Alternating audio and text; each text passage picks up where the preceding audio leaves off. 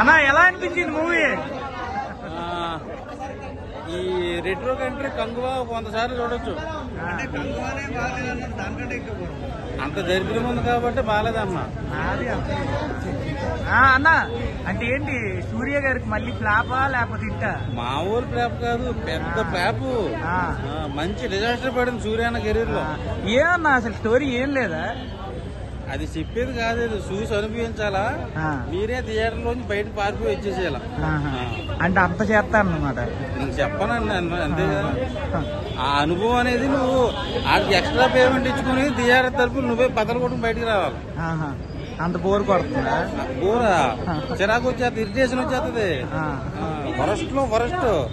సూర్య అన్న అంటే మంచి కంబ్యాక్ ఎక్స్పెక్ట్ చేస్తే కంగువా తర్వాత ఇది అసలు డిజాస్టర్ కంటే పెద్ద డిజాస్టర్. అయితే ఇప్పుడు హిట్ 3 ఈ 2 రిలీజ్ అయ్యాయి కదా, ఈ రెండిట్లో జనాలు అనుకోవడం అయితే హిట్ 3 బ్లాక్ బస్టర్ అంటారండి. సో ఈ రెట్రో సినిమా అడ్డగోలుకి అటర్ ఫ్లాప్ అయిపోయింది. పూజ ఎక్కే పరిస్థితి ఏంటన్నా?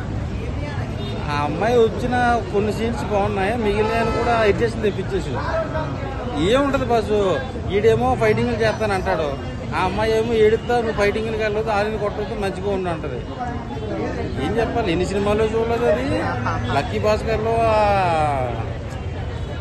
ఓల్డ్ సినిమాలు తెలిసిందే కదా. Utter flop. ఈ సినిమాతో సూర్య అన్న మంచి ఫ్లాప్ మూట కట్టుకున్నాడు అనమాట. అది ఎప్పుడు పటాపంచలే ఇటుదారిలో పోతాడు నాకు తెలీదు. సో ఆయన మంచి స్క్రిప్ట్ ఎంచుకుని వచ్చు తప్ప. ఎందుకు ఇలాంటి స్టోరీలు తీసుకున్నారంటే ఏం చెప్తారు ఆడియన్స్ పరంగా?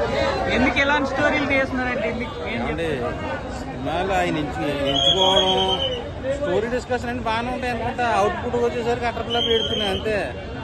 ఎన్ని తీస్తారా? ఎంత బందోబస్తు పోయింది, ఎన్జీకే పోయింది, కంగువా పోయింది, ఇది ఒకటి వచ్చింది, ఇది వచ్చింది. ఎంత రేటింగ్ ఎంత ఇస్తున్నా? 5కి 0 ఇస్తానండి. మంచిగా గుడ్డు 0 ఇస్తాను.